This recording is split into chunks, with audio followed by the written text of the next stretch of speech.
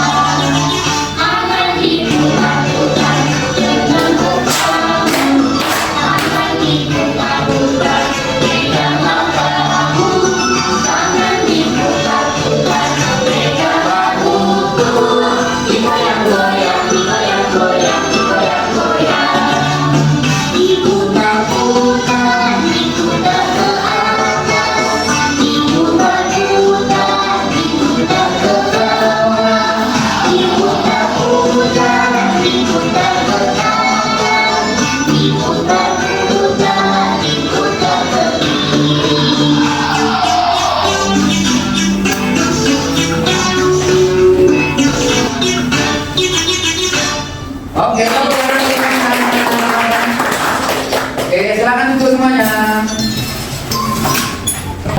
Itu tadi video ya sebagai penyemangat kita semuanya ya. Ya. Nah, mungkin nanti bisa juga dipraktekkan ke teman-teman yang lain atau mungkin juga sama anak-anak juga bisa. Oke ya. Sekarang kita kembali ke materi ya. Seperti di awal saya sampaikan, hari ini kita diskusi tentang konsep dasar pendidikan anak usia dini. Oke. Nah, apa itu PAUD? Nah, ya, pendidikan anak usia dini adalah suatu upaya pembinaan yang ditujukan kepada anak sejak lahir sampai dengan usia 6 tahun yang dilakukan melalui pemberian rangsangan pendidikan untuk membantu pertumbuhan dan perkembangan jasmani dan rohani agar anak memiliki kesiapan dalam memasuki pendidikan lebih lanjut. Nah, jadi anak usia dini di sini upaya pembinaan anak mulai dari usia 0 sampai 6 tahun ya, untuk mempersiapkan pendidikan selanjutnya. Ya, ini menurut undang-undang ya, menurut undang-undang nomor 20 tahun 2003 ya. Menurut Dinas nomor 20 tahun 2003. Nah, ini. Nah, berikutnya upaya guru atau orang tua, orang dewasa ya, dalam memfasilitasi perkembangan dan belajar anak sejak lahir sampai dengan usia 6 tahun melalui penyediaan berbagai pengalaman dan rangsangan yang bersifat mengembangkan, terpadu dan menyeluruh sehingga anak bisa tumbuh dan berkembang secara sehat dan optimal. Nah ini jadi pendidik ya, guru maupun pengasuh ya, ini menyiapkan anak ya agar anak sejak lahir ya sampai usia 6 ini bisa bertumbuh dan berkembang secara optimal ya, sesuai dengan tahap perkembangannya. Nah, nanti akan kita bahas di pertemuan berikutnya. Oke, ya. Nah, mengapa waktu itu penting? Ya penting ya? Penting. Nah, coba ya kita amati bersama. Ya, bahwa ketika anak lahir telah dibekali oleh Allah dengan berbagai potensi yang genetis. Ya, Allah sudah memberikan suatu kelebihan, suatu potensi yang ada tidak. Tetapi lingkungan memberi peran sangat besar dalam menentukan sikap, kepribadian dan pengembangan kemampuan anak. Nah di sini ya, di sini peran pertama misalnya di keluarga ya, dan nanti di pendidik terutama ya dalam memberikan stimulasi ya atau rangsangan yang peran yang sangat besar di sini.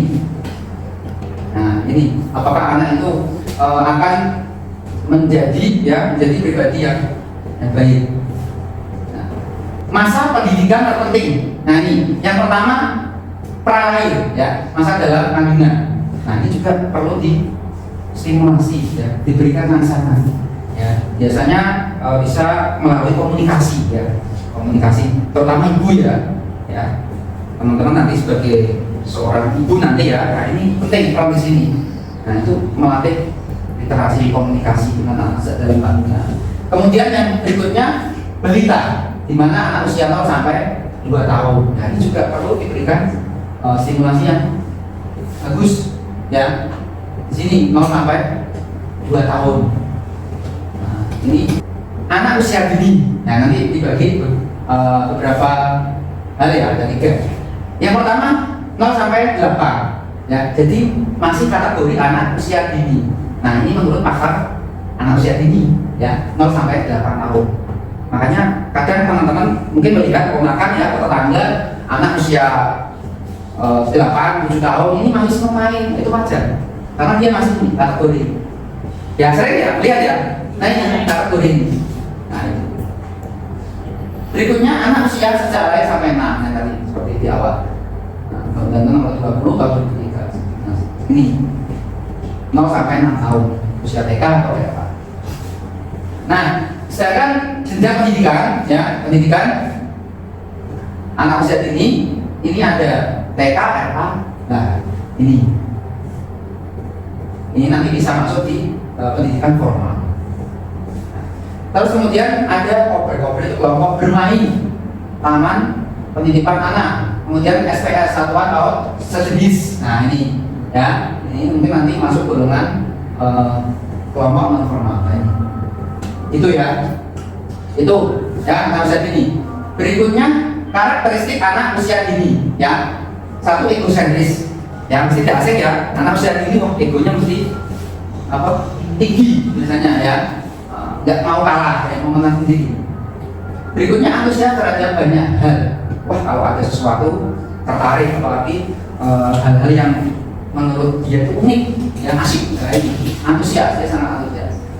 Kemudian eksploratif, berjiwa petualang. Nah ini ya, saya ingin tahu tinggi, ya eksploratif, ya senang dengan hal baru.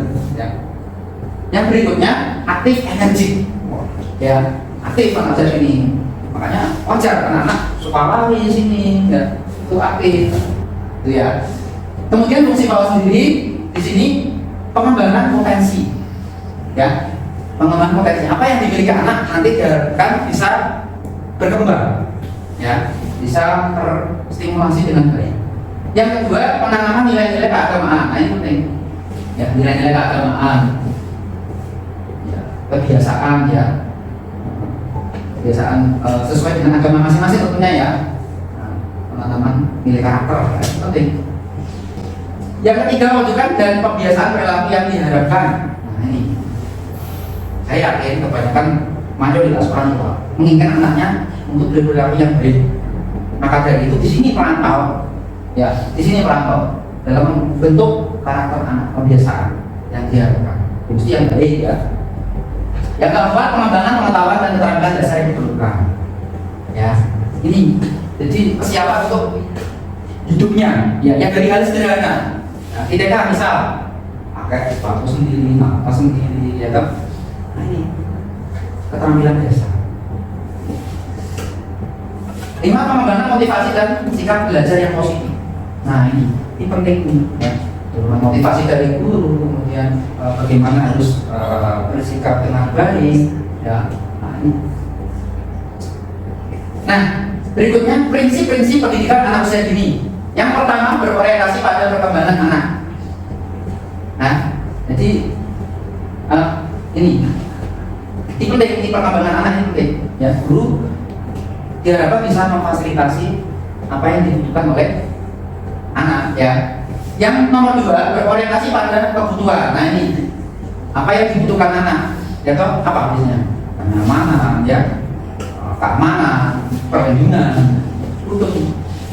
Yang nomor 3, bermain sambil belajar atau belajar seraya bermain. Nah ini kalau ada orang tua tanya, kok anak tetangganya katanya nggak pernah belajar bermain itu, ya itu belajarnya ya bermain itu, ya. Dari bermain itu, karena ini poin 3 itu. Ya, yang nomor 4, lingkungan kondusif, ya, lingkungan yang aman, nyaman, ya. Yang nomor 5, menggunakan pendekatan tematik. Nah ini sudah kita susun, ya, sudah disusun, direncanakan oleh pendidik guru. Pembelajaran berpusat pada anak, jadi guru sebagai fasilitator, ya. Berpusat pada anak, jadi guru mengarahkan, ya. Ini memotivasi. Kemudian upaya memberi kesempatan pada anak untuk manipulasi, mengulang-ulang, melakukan sendiri, mengeksplorasi, mempraktekkan dan mendapatkan bermacam-macam konsep serta pengertian. Nah ini meniru, ya, pura-pura. Misalkan, yuk pura-pura jadi penjual, pembeli, ya, dokter dengan pasien misalnya, ya. Diulang-ulang hal itu, ya. Misalnya pengetahuan tentang akhlak, bagaimana cara komunikasi dengan orang yang lebih tua misalnya, ya, menghormati orang tua, ya. Kebiasaan yang positif. Nah, ya, itu tadi materi yang bisa Pak Ilham sampaikan. Ya, mungkin dari teman-teman ada yang mau bertanya, ya, usul, saran, silakan. Ada yang belum paham mungkin? Saya Pak. Ya. Begini Pak, saya mau tanya, apa sih Pak perbedaannya antara TK, RA, KB, dan SPS itu Pak? Mohon penjelasannya gimana? Terima kasih Pak Utami, ya. Ya, ini perlu kita ketahui, ya. Jadi PAUD atau pendidikan anak usia dini itu ada 2, ya. Ada PAUD formal dan PAUD non formal, ya. PAUD formal terdiri dari TK, RA, ya. Di mana TK RA ini menaungi anak usia 4 sampai 6 tahun, ya. Itu yang pertama, ya. Yang kedua, PAUD non formal, ya. Seperti kita ketahui, PAUD non formal ada kelompok bermain, kemudian ada SPS, satuan PAUD sejenis, ada PPK, ada toddler, dan lain-lain. Ya, ini namanya PAUD non formal, ya. Biasanya untuk PAUD non formal ini ada yang juga melayani anak usia 0 sampai 3 bahkan, ya, juga di TPA, ya, Taman Penitipan Anak, ya, atau di toddler itu juga sama, ya. Kalau di kelompok bermain itu biasanya usia 2, ya, 2 sampai 4 tahun, ya. Itu ya, Mbak Utami, ya. Dan juga teman-teman, ya, biasanya masyarakat menganggap PAUD itu sebelum TK, ya. Nah ini teman-teman harus tahu, ya, bahwa PAUD itu adalah sebuah payung, ya, payung. Nah di dalam PAUD itu ada TK, RA, KB, ya, kalau bermain, SPS, toddler, dan sejenisnya. Nah itu masuk dalam PAUD ya, masuk di dalamnya, bukan PAUD itu sebelum TK, bukan. Nah ini jadi teman-teman harus tahu itu. Dan karena teman-teman sudah kuliah ya, sehingga nanti bisa menjadi pengetahuan serta bisa mengedukasi masyarakat sekitar. Gitu ya? Iya, Pak. Cukup? Ada lagi? Cukup, Pak. Ya.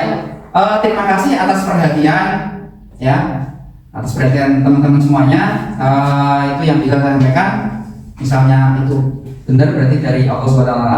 Kalau ada kurangnya, saya sebagai manusia biasa yang mohon dimaafkan. Cukup sekian dari saya, kurang lebih mohon maaf. Assalamualaikum warahmatullahi wabarakatuh. Waalaikumsalam warahmatullahi wabarakatuh.